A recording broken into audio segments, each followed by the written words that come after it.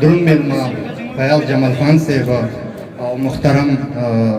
حشمت سحر صاحب ته او ټول میلمنو مشرانو میلمنو ته او سټوډنټانو ته دلته پر راتګ هرکلی وایم او د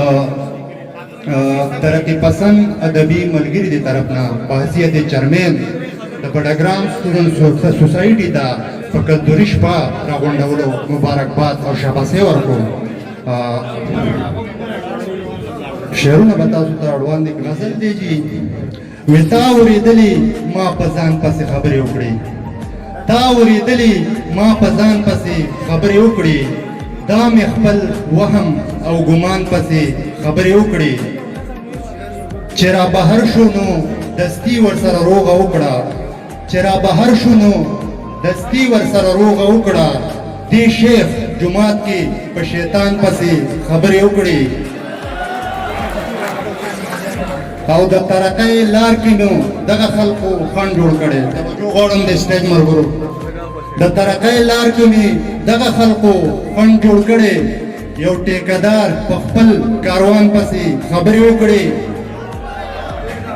او دغه سړی مې په نظر باندې ښه نه لګي اوس،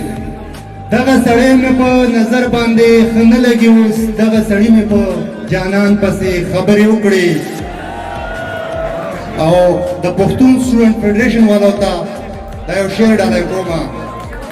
وی هغه ګرم نه دی د تاریخ د بابه نه دی خبر، هغه ګرم نه دی د تاریخ د بابه نه دی خبر، دې سړي ځکه باچا خان پسې خبرې وکړې.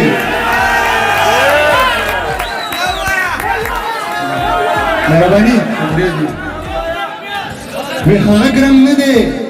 هغه ګرم نه دی د تاریخ د بابه نه دی خبر، دې سړي ځکه باچا خان پسې خبرې وکړې،